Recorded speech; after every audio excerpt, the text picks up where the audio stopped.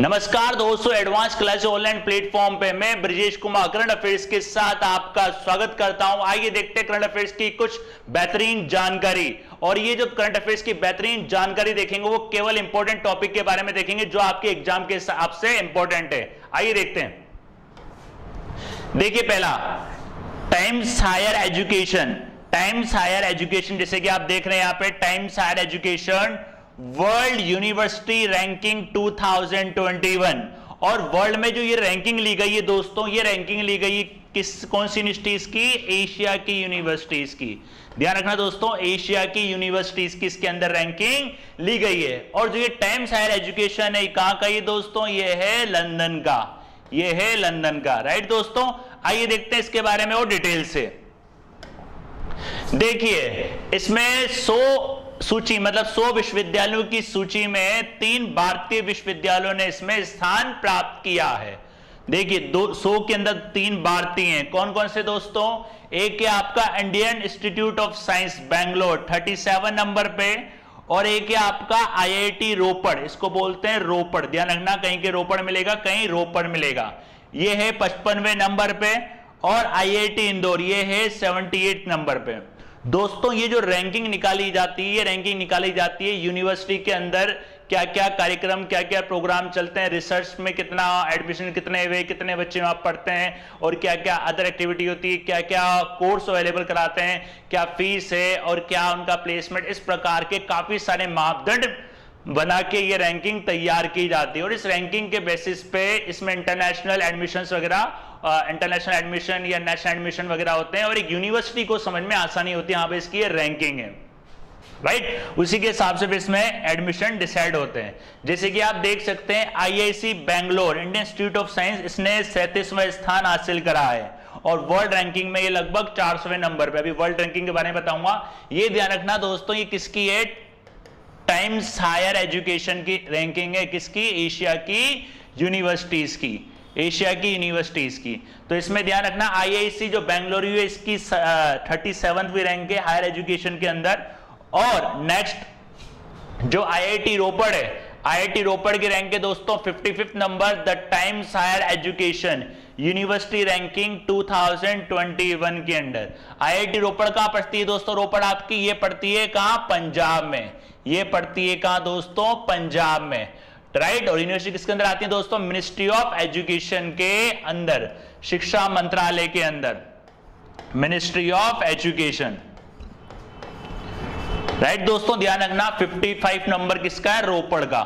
और एक और है दोस्तों, एक और इसके अंदर यूनिवर्सिटी रैंकिंग के अंदर IIT Indore Indian institute of technology Indore, इसकी रैंकिंग है दोस्तों 78 नंबर। एशिया यूनिवर्सिटी रैंकिंग 2021 के अंदर, ध्यान रखना 71 नंबर।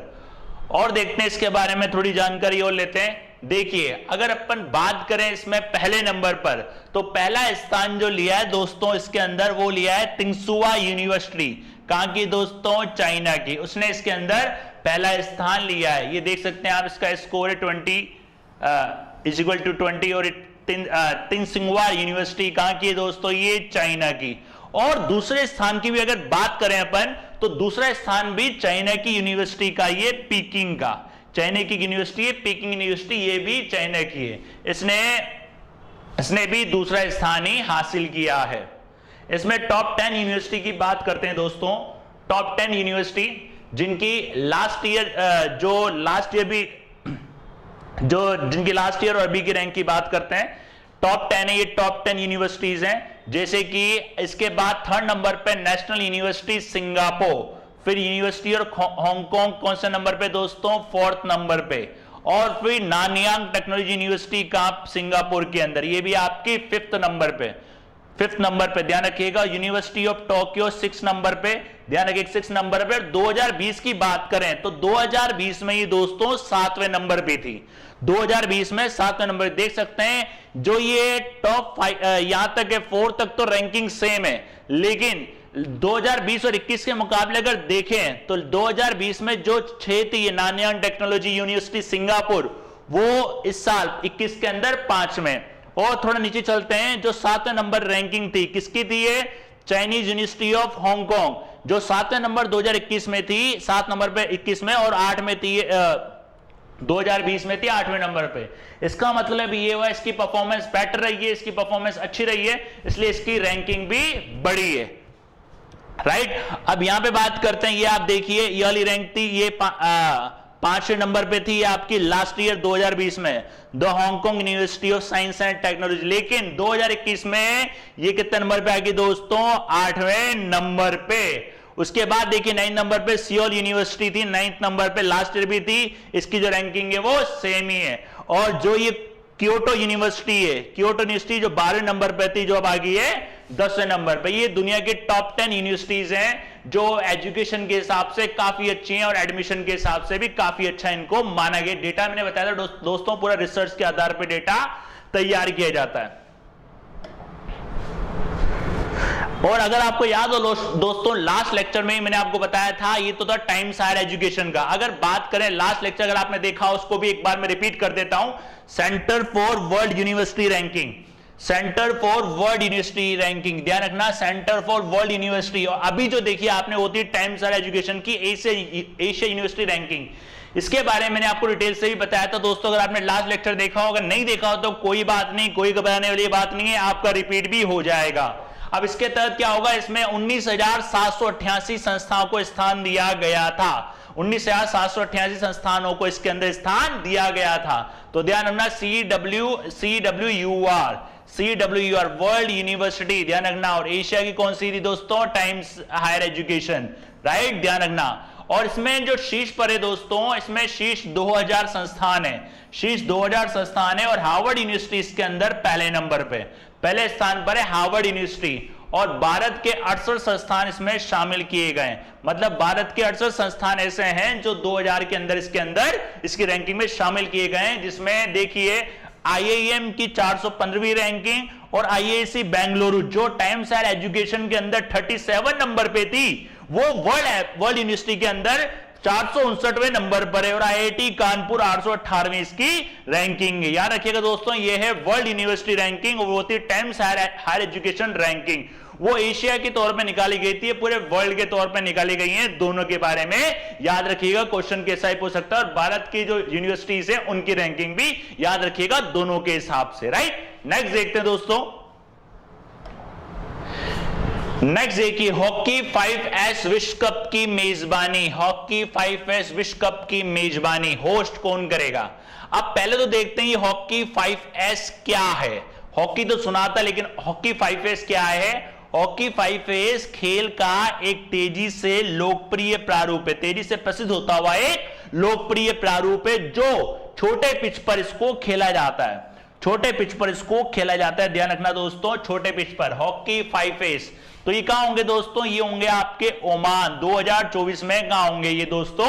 ओमान में। ओमान की राजधानी दोस्तों मस्कट, और मुद्रा ध्यान रखना है ओमान की रियाल। 2024 में इस आयोजित किए जाएंगे। और हॉकी 5S विश्व कप 2019 में इसका शुभारंभ हुआ था, इसके शुभारंभ की घोषणा की गई थी। अब 2024 में कहां होंगे ये? ओमान मस्कट के अंदर। ध्यान रखिएगा दोस्तों, हॉकी 5S खेल का एक तेजी से बढ़ता हुआ लोकप्रिय है, तेजी से लोकप्रिय प्रारूप है, मतलब एक फॉर्मेट है, इसको एक छोटे पिच पर खेला जाता है। तो हॉकी 5S 2024 में जो होगा ये दोस्तों मस्कट में होगा, मस्कट ओमान की राजधानी है इसकी, राइट, ध्यान रखना। और 2019 में इसकी घोषणा की गई थी, राइट दोस्तों। और देखते हैं, देखिए अब जो ये हॉकी 5S स्टार्ट करेगा, इसको जो कंट्रोल करेगा, ये कौन करता है दोस्तों? अंतरराष्ट्रीय हॉकी महासंघ, अंतरराष्ट्रीय हॉकी महासंघ। इसकी स्थापना हुई थी दोस्तों 1924 पेरिस में हुई थी। और इसका जो मुख्यालय बाद में कहां हो गया? स्विट्जरलैंड में शिफ्ट हो गया।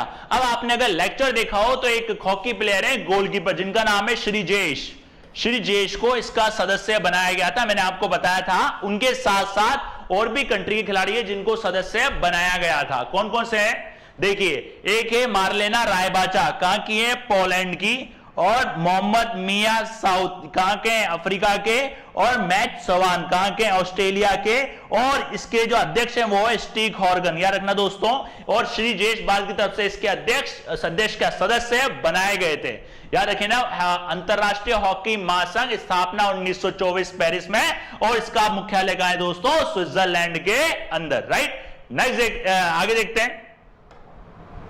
नेक्स्ट देखिए ओमान के बारे में थोड़ा सा अपन देख लेते हैं। ये ओमान आप देख सकते हैं, ये पूरा जो इलाका देख रहे हैं आप, ये रंगीन वाला इलाका रेड ग्रीन, ये सारा ओमान का है। ओमान की राजधानी दोस्तों मस्कट, याद रखिएगा।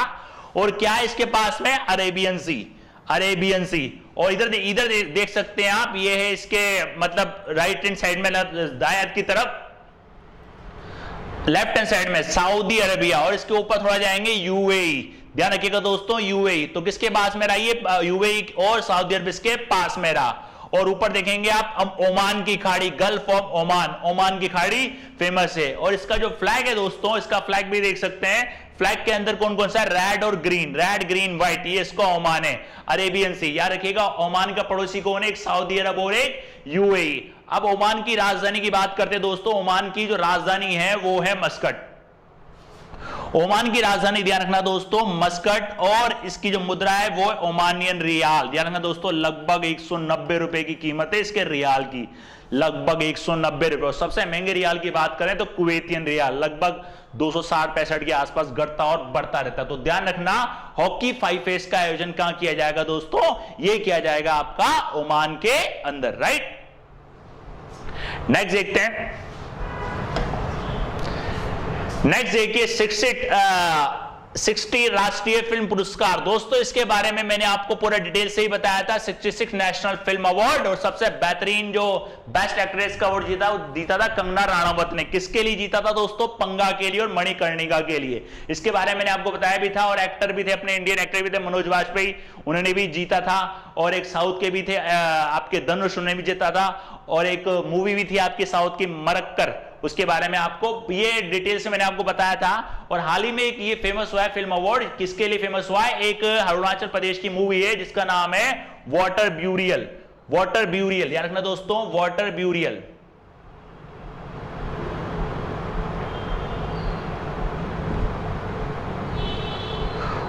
ब्यूरियल, ध्यान रखना, अरुणाचल प्रदेश। और इसको जो दिया गया है दोस्तों पर्यावरण संरक्षण का सर्वश्रेष्ठ फिल्म राष्ट्रीय पुरस्कार, पर्यावरण संरक्षण का सर्वश्रेष्ठ फिल्म राष्ट्रीय पुरस्कार ये इसको दिया गया। न्यू दिल्ली में इसका आयोजन होता है दोस्तों, ध्यान रखना, न्यू दिल्ली में इनका आयोजन होता है। 67 फिल्म अवार्ड बताया भी था आपको, डिटेल से बताया भी इसके बारे में, काफी पुराना टॉपिक हो गया, पर अभी हाल ही में इसको पर्यावरण संरक्षण के लिए सर्वश्रेष्ठ फिल्म राष्ट्रीय पुरस्कार दिया गया है। ध्यान रखना दोस्तों, कौन सी है ये, वाटर ब्यूरेल, राइट दोस्तों। इसमें देखिए थोड़ा और देखते हैं। इस फिल्म के जो निर्माता हैं दोस्तों, इसके निर्माता हैं शांतनु सेन इसके निर्माता है। और एएम टेलीविजन द्वारा इसको निर्मित किया गया, मतलब आप बोल सकते हो प्रकाशित किया गया या फिर निर्मित किया गया, प्रकाशित भी इसको बोल सकते हो। और ये लोकप्रिय असमी उपन्यास सभा कोटा मनु से प्रेरित एक असमिया उपन्यास है, उससे प्रेरित होके ये बनाया गया, यार देखिए उससे प्रेरित होके बनाइए। और ये वाटर ब्यूरियल मोनिया बोली में है, ये एक मोनिया बोली के अंदर है। और अरुणाचल प्रदेश में एक स्थानीय जाति के एक अंधेरे अनुष्ठान की कहानी है। ध्यान रखना दोस्तों, वाटर ब्यूरियल, नाम बता दूं आपको, थोड़ा सा कंफ्यूजन होगा। वाटर ब्यूरियल पर्यावरण संरक्षण के लिए सर्वश्रेष्ठ फिल्म पुरस्कार इसको मिला है राष्ट्रीय फिल्म पुरस्कार के अंदर, याद रखना दोस्तों, वाटर ब्यूरियल। नेक्स्ट देखिए न्यूट्रल स्टेट्स प्राप्त करने वाला पहला हवाई अड्डा कौन सा है दोस्तों, कैंपागोड़ा अंतरराष्ट्रीय हवाई अड्डा।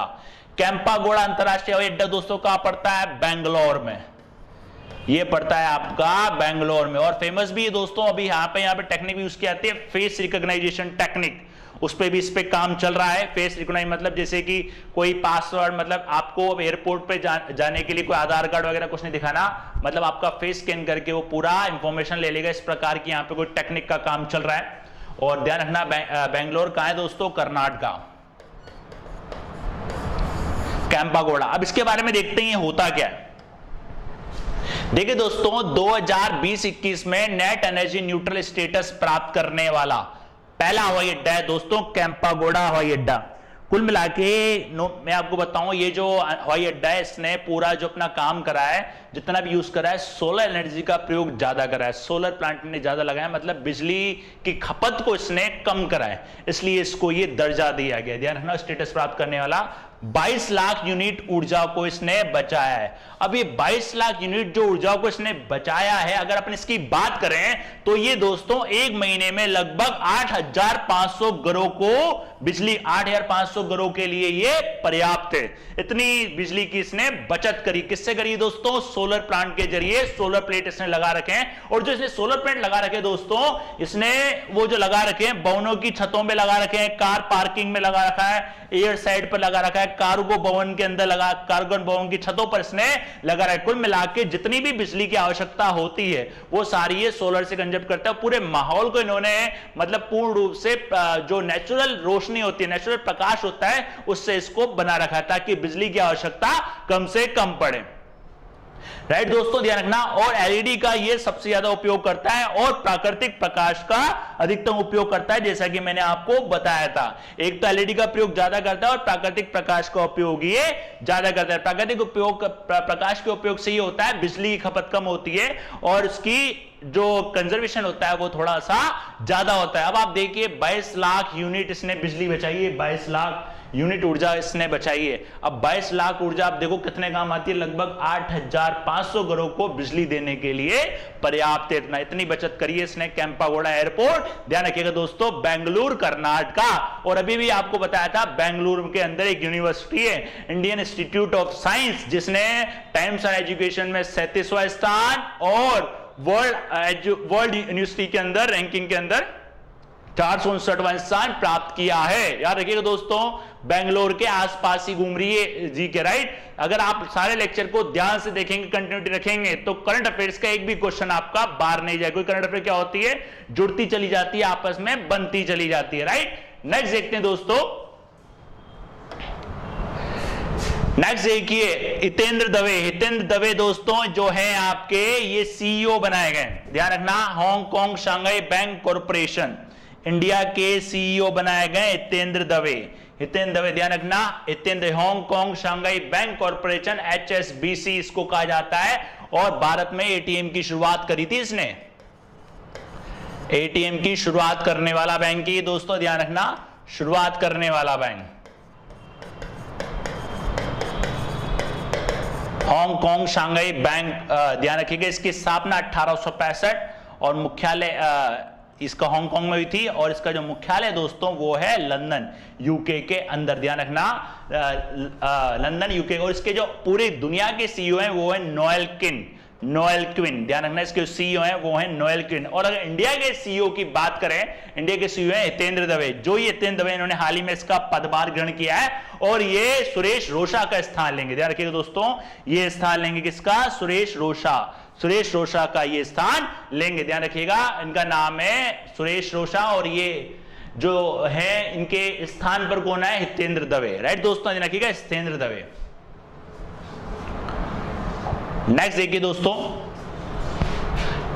Raimona reserve forest. Raimona reserve forest ये छठा आपका रिजर्व फॉरेस्ट बना है। कहां का बना है दोस्तों? राष्ट्रीय उद्यान असम का। असम मैंने आपको बताया था दोस्तों, असम हेमंता बिस्वा शर्मा, याद आ रहा तो आपको, यहाँ के भी मुख्यमंत्री बने, 15वें मुख्यमंत्री, इसके बारे में आपको बताया भी था। और ये जो है आपका दोस्तों, ये जो है रायमोना जो नेशनल पार्क है दोस्तों, ये असम का छठा नेशनल पार्क है। और ये जो स्थित है दोस्तों, ये कोकराझार जिला में स्थित है। कोकराझार जिला असम के अंदर ये स्थित है। और ये जो आपका नेशनल पार्क है ये जुड़ा हुआ है मानस टाइगर रिजर्व से। ध्यान रखना दोस्तों, मानस दूसरा सबसे पुराना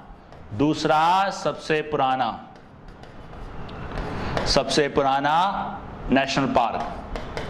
और पहले की बात करें तो जिम कॉर्बेट नेशनल पार्क दूसरा सबसे पुराना नेशनल पार्क है। ध्यान रखना, और ऑलरेडी यहाँ पे 5 नेशनल पार्क हैं। कौन कौन से? एक तो है काजीरंगा। ध्यान रखना, एक काजीरंगा, मानस, नामेरी, औरंग और खोवा, डिब्रू खोवा। ध्यान रखना, इसका नाम है डिब्रू-खोआ। तो पहले से ही यहाँ पे 5 और हैं और ये 6ठे नंबर का आ चुका है। आपको याद हो एक सींग वाला गेंडा काजीरंगा नेशनल पार्क में काफी फेमस है, काजीरंगा नेशनल पार्क में मिलता है। और माना सबसे पुराना नामेरी ओरंग और डिब्रू-खोआ, ये कहां के आपके नेशनल पार्क हैं? ये नेशनल पार्क है कहां के? आपके असम के। ध्यान रखना दोस्तों, असम का। और असम में अब कितने हो गए दोस्तों? 6 नेशनल पार्क हो गए।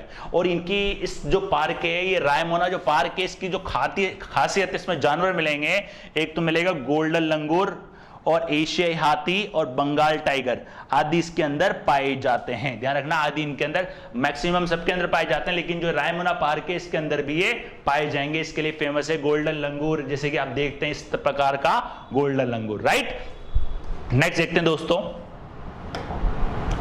नेक्स्ट देखिए G7 शिखर सम्मेलन। आपको याद है दोस्तों, काफी फेमस हुआ था ग्रुप 7, इसके बारे में बताया भी था मैंने आपको। ग्रुप 7 न्यूनतम वैश्विक कॉर्पोरेट कर लगाने में इन्होंने अभी समझौता की है। ध्यान रखना, हाल ही में इन्होंने समझौता किया। इसकी मीटिंग भी थी दोस्तों, बताया भी था आपको, मीटिंग हुई थी इसकी यूके के अंदर। और न्यूनतम वैश्विक कर की दर कम से कम 15% होगी। न्यूनतम जो वैश्विक कर होगा इसकी दर होगी कम से कम 15%। और इस पे जो हस्ताक्षर कर रहे हैं वो यूके ने, America, Germany, Canada, France, Italy और जापान, कुल मिलाकर जो इसके सदस्य हैं उनके द्वारा इस पे हस्ताक्षर किया गया। और याद हो तो भारत को मुख्य अतिथि के रूप में इसमें बुलाया गया था। याद रखिएगा, भारत को इसमें बुलाया गया था और भारत इसका सदस्य नहीं है, भारत इसका सदस्य नहीं है। और पहले जो ये था दोस्तों, पहले ये G8 के नाम से था, लेकिन अब ये G7 के नाम से, क्योंकि रशिया को इसमें से टेम्पररी हटा दिया गया है, राइट। नेक्स्ट देखते हैं दोस्तों, नेक्स्ट देखिए इकोसोक 54 सदस्यीय है, इकोसोक इसकी जो फुल फॉर्म है दोस्तों इकोसोक की, वो है United nation economic and social council. ध्यान रखना, United nation economic and social council. इसका मुख्यालय ध्यान रखिएगा दोस्तों न्यूयॉर्क और जिनेवा बेस्ड इसका मुख्यालय है। और इसकी जो स्थापना हुई थी दोस्तों 26 जून 1945 को। इसमें ध्यान रखना दोस्तों, भारत को संयुक्त राष्ट्र आर्थिक और सामाजिक परिषद के सदस्य के रूप में चुना गया है, के सदस्य के रूप में भारत को चुना गया है। किसके अंदर? इकोसोक के अंदर। और सामाजिक और पर्यावरणीय मुद्दों सदस्य राज्यों संयुक्त राष्ट्र प्रणाली को संबोधित नीति सिफारिश केंद्रीय मंच के रूप में भी कार्य करेगा। भारत में केंद्रीय मंच के रूप में भी कार्य, पूरा याद रखने की आपको आवश्यकता नहीं है, बस ध्यान रखना सामाजिक और पर्यावरणीय मुद्दों पर केंद्रीय मंच के रूप में भी ये कार्य करेगा भारत। ध्यान रखना, 54 सदस्य के रूप में इसको शामिल किया गया है, राइट दोस्तों। ये थे आपके करंट अफेयर्स के कुछ महत्वपूर्ण टॉपिक जो आपको पूरी जानकारी के साथ बताए गए। मिलते हैं नेक्स्ट क्लास में नेक्स्ट कुछ इंपॉर्टेंट टॉपिक्स के साथ, तब तक चैनल के साथ जुड़े रहिए और बने रहिए।